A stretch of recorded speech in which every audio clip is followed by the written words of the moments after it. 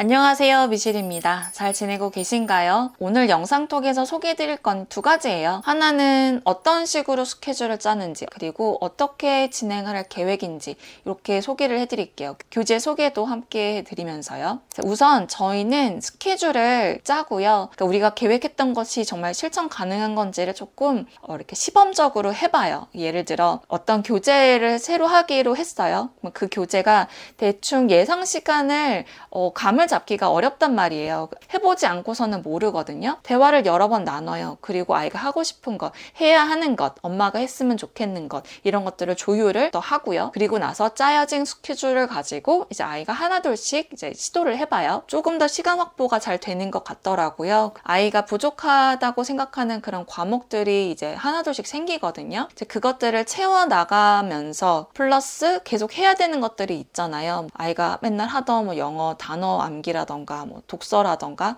뭐 국어 같은 경우도 뭐 어휘가 딸린다거나 이제 그것들을 다 스케줄에 녹이는 거죠. 스케줄을 짤 때 뭐 저희는 크게 변하지 않았어요. 예전 방식과. 그래서 제가 여기 영상 설명란에 기존에 만들어서 사용하던 스케줄표들을 그 링크들을 이제 나열을 해드릴게요. 이게 학년에 따라서 좀 적용할 수 있는 게 다르지 않을까라는 생각도 들더라고요. 그러니까 저희 초등학교 6학년 아이가 하는 이 공부 양이라던가 뭐 공부하는 것들이 저희 둘째 딸이 예비 초등학생 7살 아이랑은 너무나도 다르겠죠. 뭐 기상 시간도 다르고 어떤 식으로 뭐 학습을 하는 것도 다르고 너무나도 다를 거예요. 달라야만 해요. 그런데 또 영상 보시고 6학년 형아, 오빠가 이렇게 하니까 우리 초등학교 3학년 친구도 이렇게 해야지 라고 하기엔 조금 무리가 있을 수도 있지요. 아이 상황에 맞게 아이와는 대화를 많이 나누시고 결정하시면 좋을 것 같아요. 그래서 저희가 만든 스케줄은 디테일하게 보여드리기는 이제는 조금 조심스럽고요. 저희 아이가 이제는 원하지 않아서 대략적으로 공유를 해드리자면 저희는 새벽 시간, 오전 시간, 그리고 저녁 시간 이렇게 3개 파트로 나눴어요. 제가 아이를 조금 설득을 했는데 학원을 가보자 라고 설득을 했는데 아이가 우선 거절을 했어요. 아이만의 또 이유는 있어요. 그래서 뭐 2가지 생각이 들었죠. 하나는 아직 현타를 못 느껴서 너가 그럴 수도 있겠구나. 그래서 너가 이런 결정을 내리고 있는 걸지도 모르겠구나. 그래서 좀 아쉬움이 없으면 학원을 가더라도 좋은 시너지가 안 날 수도 있으니 어쩔 수 없이 너의 마음이 움직일 때 학원을 가던 뭐 추가로 도움을 받던 하자라고 이제 마무리가 됐는데 또 하나의 이유는 너무 자기 스스로 공부하는 게 익숙해진 친구여서 그럴 수도 있겠어요. 그러니까 나는 내가 아는 거는 듣고 싶지 않은데 그런데 그 시간에 꼭 거기를 가서 선생님이 하라는 것들을 다 하고 있는 그게 너무 싫다는 거예요. 그래서 아이에게 설득을 당했죠. 아이가 중요하니까 공부는 아이가 하는 거니까 특별하게 학원은 가지 않고요. 저희는 그냥 기존에 하던 뭐 그런 사교육 있잖아요. 뭐 예체능 쪽으로, 운동 쪽으로, 뭐 수영, 농구, 테니스 이런 거 있죠. 이런 거 계속 하면서 공부 시간을 확보했어요. 그래서 아이랑 스케줄 짤 때 되게 중요한 건 이거인 것 같아요. 자, 공부를 언제부터 언제까지 할 건지를 먼저 정하지 않고 언제부터 언제까지 놀고 싶은지 그거를 먼저 확보를 해요. 그러면 이제 나머지 짜투리 시간이 이제 생기잖아요. 뭐 독서 시간, 뭐 공부 시간. 그러니까 자꾸 책상에 세워라 내워라 오래 앉아있지 말고 자, 공부할 때 짠하고 공부하고 쭉 놀고 또 독서할 때 짠하고 독서하고 이런 식으로의 패턴을 만들어 보자. 뭐 3시간, 5시간 앉아있는다고 공부 잘하는 거 아니라고. 집중이 되게 중요하기 때문에 사람은 또 집중할 수 있는 시간이 또 한계가 있잖아요. 그래서 아이한테 잠자는 거 되게 중요하고 노는 거 되게 중요하니까 그 시간 나머지 시간에는 이제 공부나 뭐 책이나 이거를 할 수 있도록 마음가짐을 좀 잘 잡자. 이런 식으로 조언을 해서 저희는 스케줄을 짰어요. 그래서 아이가 정말 많이 놀아야 되니까 예전처럼 새벽 공부는 계속 해야 될 것 같다라는 결론이 내려졌고 그래서 저희는 이제 새벽에 일어나서 공부를 쭉 하다가 조금 쉬고 아침 먹고 그 다음에 이제 저녁 시간은 꼭 독서로 확보를 했죠. 저희는 어려서부터 계속 독서를 확보하는 시간을 일부러 만들었었어요. 뭐 리딩데이도 있고 좀 그런 분위기를 어려서부터 해서 그런지 초등학교 6학년이 되어서도 되게 많이들 읽는 책의 권수가 많이 줄어드는 추세라면서요. 학원 숙제도 많고 학원을 많이 가니까. 근데 저는 여전히 독서가 더 중요하다고 생각을 하고 있기 때문에 그쪽으로 더 많이 했고, 저희는 이제 읽어야만 하는, 저는 전투적으로 읽었으면 하는 전집들이 좀 있잖아요. 철학 이야기를 아이가 스스로 열심히 읽지는 않고 있거든요. 그래서 제가 바라는 바는 철학자 그 책을 좀 읽어나오였어요. 그래도 꾸준히 이제 한 권씩 마스터하면서 읽어나가고 있어요. 제가 왜 철학을 중요하게 생각하는지 예전에 말씀드렸죠. 네. 아이가 사춘기가 오면 이제 이미 왔어요. 네. 사춘기가 오면 나는 앞으로 어떻게 살아야 되는가, 나는 왜 이러고 살지, 나는 왜 태어났나, 이러면서 되게 생각이 깊어지고 많아진단 말이에요. 그런 생각에 좋은 가이드를 주는 게 저는 철학책이라고 생각을 해요. 네. 그래서 정말 이 책 안에 답이 있어 라기보다는 이제 이런 사람들도 이렇게 고민을 하고 살았구나, 내가 고민하는 건 당연하구나, 뭔가 논리적으로 생각을 할 수 있게끔 해주는 뭔가 장치가 필요하다고 생각이 들었어요. 저는 그게 이제 철학책이라고 생각을 했고요. 그래서 독서 타임 그 확보를 확고하게 했어요. 네, 그렇게 했더니 공부할 수 있는 시간 확보가 이 정도가 되고, 그거를 저희는 40분 단위로 끊었어요. 그래서 아이가 이제 그거에 대한 피드백을 체크리스트라는 그 리스트를 통해서 예상했던 시간과 사용된 시간을 이제 기재하게끔 했죠. 하유정 선생님께서 집필하신 초등 공부 습관 바이블에서 스케줄 짜는 그 방법에 대한 얘기를 언급을 하세요. 그래서 그 책에서 아이 스케줄을 짤 때 시간과 분량을 같이 고려를 해서 짜는 것을 추천을 하셨어요. 그래서 저희도 항상 했던 거긴 한데, 네, 또 그래 이 방법이 맞구나 하면서 이제 실천하고 있는 거가, 이제 시간만 확보하면 이제 분량이 문제가 될 수 있고, 분량만 짜놓으면 거기에 따르는 또 이제 안 좋은 점들이 분명 있거든요. 그거를 잘 조율하는 최고의 방법은 시간과 분량을 함께 조정하고요. 예상했던 시간과 실제와는 어떻게 다른지, 오늘은 무슨 책을 읽고 싶은지, 무슨 책을 읽었는지, 이런 거에 대한 얘기를 수다처럼 나눠요. 그게 이제 어찌 보면 피드백인 거죠. 그래서 하유정 선생님께서도 피드백이 굉장히 중요하다라고 말씀을 하셨는데, 저희는 그거를 실천을 했더니 그거에 대한 좋은 점은 뭐냐면, 아이가 그냥 무턱대고 공부를 하는 게 아니고 생각을 하면서 내가 무언가를 하고 있구나, 내가 이걸 왜 하고 있지, 이런 생각을 할 수 있게 되는 것 같아요. 부모가 물어봐서 질문에 대한 답을 하느라고 생각을 하는 걸 수도 있고,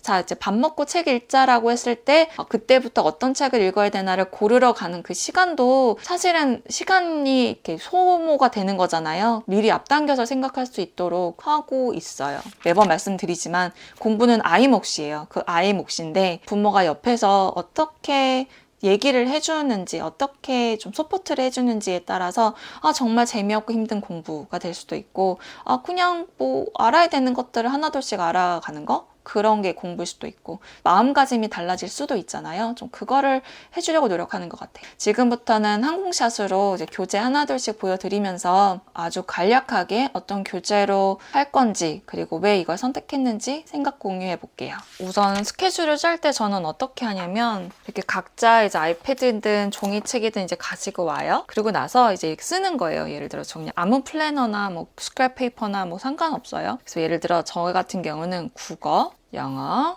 수학, 과학, 한자, 거기다가 뭐 예를 들어 뭐 사회 이렇게 썼어요. 그럼 여기서 우리가 가지고 있는 교재가 뭐가 있는지를 나열을 해요. 그러니까 교재를 나열하면서 교재랑 수준을 고려하면서 얘기를 해요. 그리고 나서 시간과 분량을 정해요. 그리고 나서 실제로 공부해보고, 그리고 나서 다시 스케줄링을 해요. 처음부터 다 잘 할 수가 없거든요. 그래서 저도 이 과목별 순서대로 소개를 해드릴게요. 우선 저는 이제 교재를 많이 줄이려고 했어요.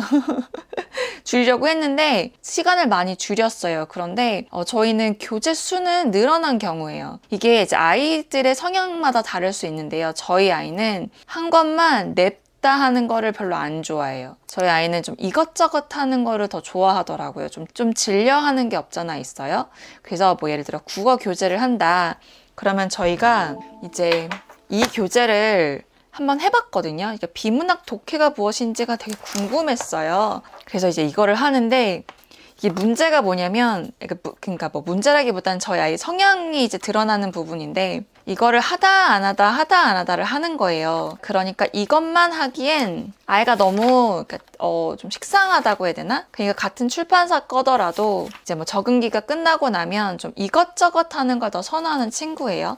그래서 저희는 이제 이거를 이제 드디어 끝냈는데요. 아이 말로는 중학 국어보다는 여전히 초등학교 국어 자기가 어휘가 부족한 것 같으니 초등으로 다시 했으면 좋겠다라고 해서 저희가 원래는 이거를 했었잖아요. ERI 독해가 문해력이다 해서 이 교재를 이제 기본과 심화를 했어요. 이건 초등학교 6학년에서 중학교 1학년 권장이잖아요. 예전에 보여드린 적이 있는데 이런 교과서 작품 읽기를 좀 더 하고 싶다고 중학교 대비는 그쪽 독서 쪽으로 갈 것 같고요. 대신 아이 말로는 초등학생 거를 여전히 하고 싶다는 거예요. 자기가 독해나 어휘력이 부족하니 초등 국어에도 문학 독해와 비문학 독해가 있더라고요. 그리고 6단계가 5, 6학년이고 그래서 이게 단계별로 있는 거죠. 이게 5, 6학년 거라서 이거를 하고 가야 좀 더 안심을 할 수 있을 것 같다라고 하더라고요. 어떤 친구들은 뭐 비문학 독해만 다 하고 그리고 나서 문학으로 넘어오는 친구도 있겠지만 두 개를 이렇게 짬뽕으로 왔다 갔다 하는 걸 더 선호하기 때문에 두 개를 풀게 될 것 같아요. 그래서 이게 스케줄에 들어갔고요. 그 와중에 아이가 자꾸 어휘가 부족하고 한자에 자신이 없다 보니까 그 점이 되게 계속 신경이 쓰이나 보더라고요. 그래서 그러면 그냥 하면 된다고 그러던 중에 또 이 교재를 발견을 했어요. 그래서 이거는 국어 어휘고요. 이건 한자 어휘예요. 뭐 한자 어휘나 어휘나 비슷하긴 한데 이걸 보더니 아이가 히겁을 하는 거예요. 그래서 제가 이 한자를 다 암기하라는 게 아니고 예를 들어 우리나라 말에 뭐 강세다 그럼 이게 어떤 뜻인지 무슨 강자에 무슨 세자인지 이 정도는 알아야 되지 않겠냐. 뭐 예를 들어 이번 사건의 개요부터 말씀드리겠습니다 라고 얘기했는데 그 개요가 무슨 말인지는 알아야 되지 않겠냐. 이런 식으로 쓰이는구나. 이런 한자 뜻을 기반으로 이렇게 우리가 사용을 하고 있구나. 이거를 알았으면 좋겠다고 해서 그거 역시 너무 막 문제 풀기에 너무 포커스하지 말고 그냥 이런 뜻이 있지 이러면서 넘어가자고 그러면서 이제 아이랑 만날 때마다 이걸 가지고 뭐 한자성어도 그렇고 이런 단어들도 그렇고 이거에 대해서 얘기를 해보자 라고 얘기를 해서 이것도 한자 어휘 가지고 왔고요. 얘는 한자 어휘잖아요. 한자를 통해 어휘를 배우는 거라면 얘는 그냥 정말 국어 어휘더라고요. 뭐 관용구도 있고 속담도 있고 둘 다 알고 가야 될 것 같다라고 해서 그냥 미리 데리고 왔어요. 그래서 이렇게 한자 어휘랑 어휘랑 커버를 할 예정이고 이거는 이제 두고두고 볼 책이라서 아이한테 좀 부담을 너무 갖지는 말되 이거를 자꾸 기억하면서 사용을 하려고 노력해보자. 매일 좀 보자. 영어 단어 보듯이 이렇게 얘기를 해놓았습니다. 그래서 여기 보시면 그래서 이렇게 묶어주면 좀 더 낫지 않을까라는 생각이 들어서 이제 가지고 왔고요. 이 애 같은 경우는 뭐 가나다 순서는 아니고 이건 회차로 나가더라고요. 그래서 뭐 필수 어휘랑 한자 성어, 관용구, 속담 이렇게 문제 풀고 그래서 마치 우리가 영어 단어 암기하듯이 우리가 평소에 사용하고 있는 그 단어 뜻이 정말 얘가 맞는지를 한 번 더 확고하게 알고 갈 수 있도록 좀 도움을 주는 교재가 아닌가 싶어서 얘도 데리고 와봤어요.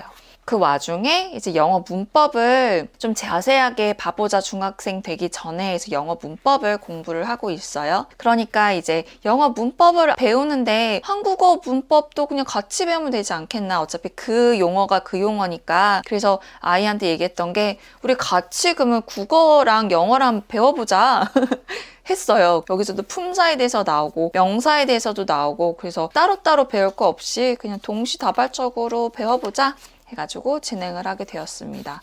그래서 예를 들어 대명사 뜻을 모를 수가 있잖아요. 그러니까 이 국어 문법을 통해서 이 의미를 이제 제대로 알고서 이제 국어든 영어든을 배우면 어떨까 싶었죠. 그래서 이렇게 진행을 하려고 합니다. 국어가 더 어려운 것 같아요, 사실은. 네. 점점 우리가 매일 사용하는 그 국어를 좀 더 체계적으로 제대로 배우는 거겠죠. 그래서 언어의 본질, 담화의 구성 요소, 한글 창제의 원리 이렇게 언어와 국어에 대해서 배우게 되는 것 같습니다. 이렇게 미리 보는 개념 맵이 되게 좋더라고요. 이제 문장이라 하면 문장에 성분이 있고 여기에 부속 성분, 독립 성분, 주 성분이 있고 문장의 짜임에서 배우는데 여기서 혼 문장이 있고 겹 문장이 있고 여기에 또 파생되는 의미가 뭔가가 있고 저는 이 미리 보는 개념 맵이 되게 좋았어요.